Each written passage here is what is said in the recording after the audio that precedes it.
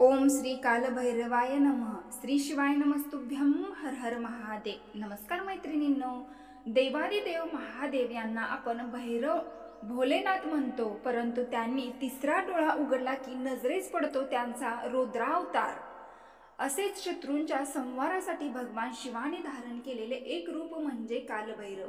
भैरव याचा अर्थ आहे की सर्व प्रकारची भीती हरण करणारा आणि जगाचे संरक्षण करणारा.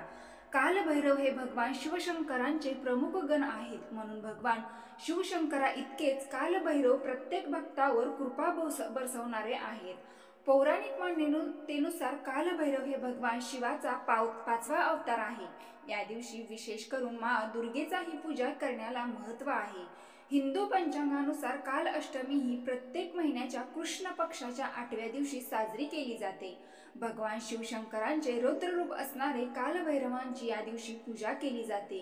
कालभैरवनाथाला काशीचा कोतवाल असे सुद्धा म्हणतात. काल अष्टमी ही भगवान शिवाच्या भक्तासाठी अत्यंत शुभ दिवस आहे. 22 मार्च 2025 रोजी काल अष्टमी आहे. तर वैद्यकीय पंचांगानुसार चैत्र महिन्यामध्ये कृष्ण पक्षातील अष्टमी तिथी 22 मार्च 2025 ला शनिवारी सकाळी 4:23 सुरू होत असून 23 मार्च 2025 ला रविवारी सकाळी 5:23 समाप्त होणार आहे. तर उदय तिथीनुसार आपल्याला काल अष्टमी ही 22 मार्च 2025 रोजी शनिवारी साजरी करायची आहे. या दिवशी विशेष करून माता दुर्गेची आणि कालभैरवांची मनोभावे पूजा केली जाते. या अष्टमीला शीतला अष्टमी म्हणून ओळखले जाणार आहे. या दिवशी विशेष करून माता दुर्गा आणि भगवान शिव यांचा शुभ संयोग बनत आहे. कालाष्टमी दिवशी भगवान शिवाचा दुसरा अवतार असणारे भैरव यांची विशेष पूजा केली जाते. ती पूजा केल्याने सर्व प्रकारचे भय दोष नाहीसे होतात. जर तुम्ही एखाद्या रोगाने त्रस्त असाल तर या दिवशी तुम्हाला विशेष करून कुठल्याही एका कुत्र्याला रोटी खायला द्यायची आहे. यामुळे रोगातून मुक्तता मिळते, कारण भगवान भैरव यांची सवारी कुत्र्यावरून होत असते. या दिवशी कुत्र्याला रोटी खायला दिल्याने भगवान भैरव खूप प्रसन्न होतात आणि आपली सर्व मनोकामना इच्छा पूर्ण करतात. आता काही आपण काल अष्टमीचे प्रभावशाली उपाय बघूयात. नंबर 1. काल अष्टमी दिवशी शीतला माता नवदुर्गापैकी एका दुर्गेचा अवतार असून ती दुर्गेची पूजा केल्याने सर्व रोग व्याधी मुक्ती मिळते, तसेच सुख सौभाग्य सुद्धा प्राप्त होते. 2. काल अष्टमी ही माता दुर्गेची सुद्धा अष्टमी मानली जाते. या दिवशी ज्या स्त्रीला मासिक पाळीमध्ये पोटाचा खूप त्रास होतो अशा स्त्रीने भगवान शिवशंकराच्या शिवलिंगावरती, जिथे माता जगतजननी जगदंबा माता पार्वतीचे स्थान हस्तकमल आहे, त्या स्थानावरती फक्त एकच जास्वंदीचे फूल मनोभावे अर्पण करावे आणि शिवलिंगावरती एक बेलपत्र अर्पण करावे. माता जगतजननी जगदंबा पार्वती मातेला प्रार्थना करावी. एक दिवा प्रज्वलित करावा आणि जास्वंदीचे फूल माता पार्वतीला विचारून उचलून घ्यावे आणि शिवालयाच्या दरवाजात बसून ते जास्वंदीचे फूल खावावे.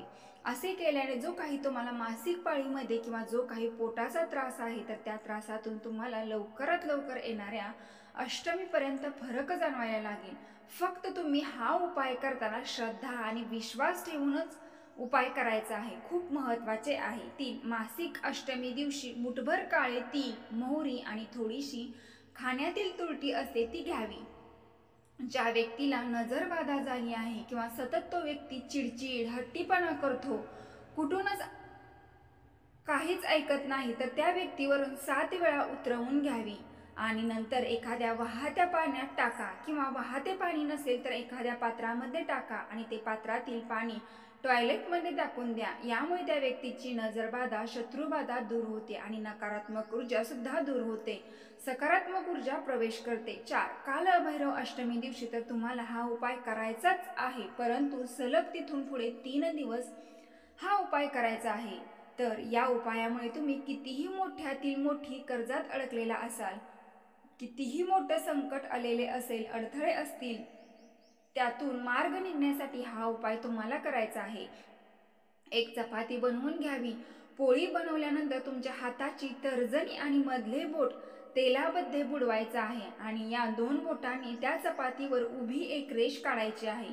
त्यानंतर ही पोळी कोणत्याही 2 रंगाच्या कुत्र्याला खायला घालायची आहे.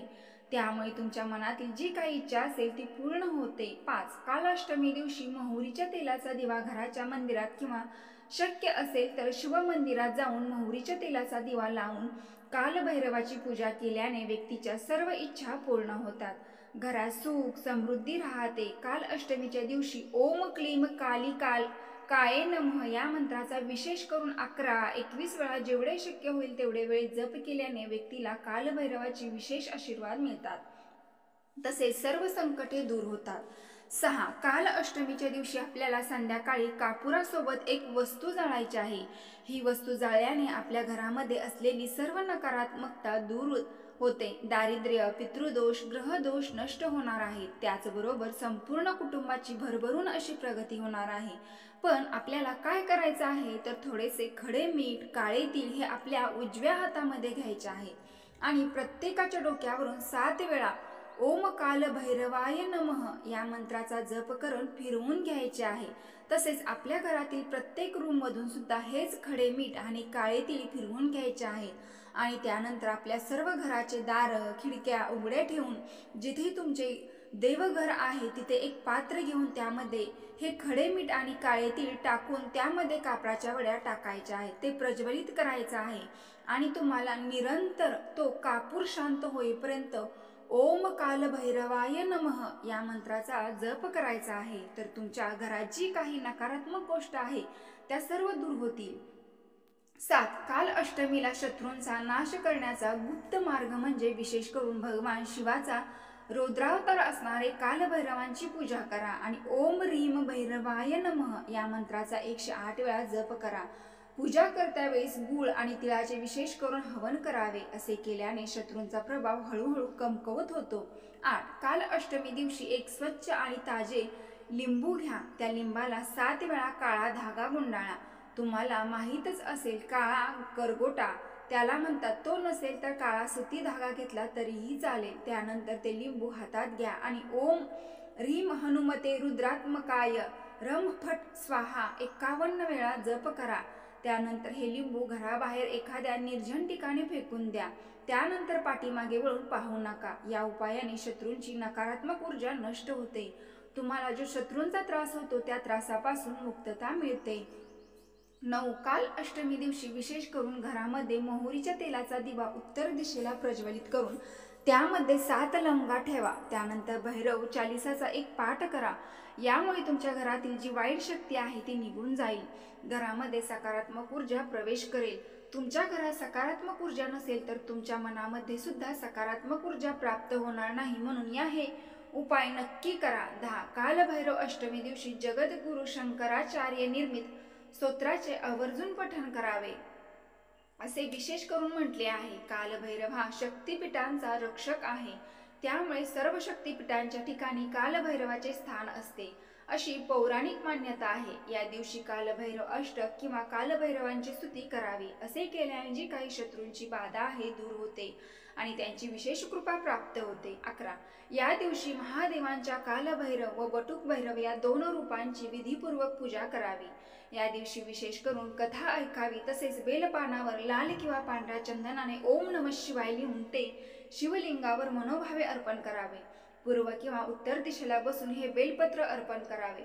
भैरवनाथाला नारळ, गेरू, सिंदूर, पान, केशर अर्पण करावे. सर्व इच्छा पूर्ण होतात. 2. शनी तुम्हाला म्हणजेच राहू केतूचा अशुभ प्रभाव असेल तर कालभैरवाचे मंदिरात जाऊन तेलाचा दिवा लावावा. रखडलेले कार्य कुठलेही अडचणी शिवाय पार पडते. तसेच गरिबांना अन्न व वस्त्रदान भोजन द्यावे. या दिवशी विशेष करून कोणाशीही खोटे बोलू नये किंवा फसवणूक करू नये. असे केल्याने मोठे नुकसान होऊ शकते. 13. कालभैरव अष्टमी दिवशी विशेष करून मिळाला तर एकमुखी रुद्राक्ष भगवान शिवशंकराच्या शिवलिंगावरती अर्पण करा. मग तुम्ही रुद्राक्ष घरच्या शिवलिंगावर अर्पण करा किंवा शिवालयात जाऊन शिवलिंगावरती केला तरी सुद्धा चालेल. यामुळे तुमच्या सर्व इच्छा पूर्ण होऊ शकतात. तुमच्यावर जे काही संकट असेल ते सुद्धा पूर्ण होते. 14. काल अष्टमी दिवशी एक लाल कापड घ्या आणि त्यात गूळ, काळे तीळ, कोळसा बांधा आणि तो वाहत्या नदीमध्ये तरंगत ठेवा. हे करत असताना कालभैरवाचे स्मरण करा. यामुळे शत्रूंची शक्ती नष्ट होते आणि तुमचे कालभैरवनाथ रक्षण करतात. 15. मोहरीच्या तेलात उडीद डाळ घालून वडे बनवून घ्यावेत आणि कोणाच्याही व्यत्ययाशिवाय घराबाहेर पडावे आणि वाटेत दिसणाऱ्या पहिल्या कुत्र्याला हे वडे खायला द्या. लक्षात ठेवा की हे वडे खायला दिल्यानंतर कुत्र्याकडे मागे वळून पाहू नका. हा उपाय फक्त कालअष्टमी, भैरव जयंती आणि रविवारीच करावा. त्यामुळे कालभैरव विशेष करून प्रसन्न होतात आणि कुठलेही संकट तुमच्या मार्गापर्यंत पोहोचू सुद्धा शकणार नाही. 16. कालभैरव जयंती दिवशी विशेष करून भैरवनाथाच्या मंदिरात जाऊन काजळ आणि कापूर दान करणे खूप शुभ मानले जाते.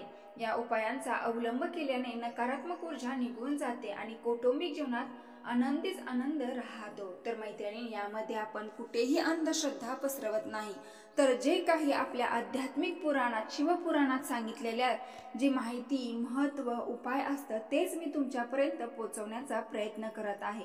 यामध्ये मी माझ्या मनाचं काहीही घालत नाही. फक्त तुम्ही श्रद्धा आणि विश्वास ठेवून, भगवान शिवावरती विश्वास ठेवून हे मनापासून तुमच्या जीवनातील संकट, दुःख दूर करण्यासाठी मनोभावे उपाय करा. मग बघा, भगवान भोलेनाथ नक्की तुमची झोळी भरून देणार. मैत्रिणींनो, व्हिडिओ पूर्ण माहिती आवडली असेल तर नक्की आपल्या चॅनलला लाईक करून कमेंट बॉक्समध्ये कालभैरवाय नमः टाईप करायला विसरू नका. धन्यवाद.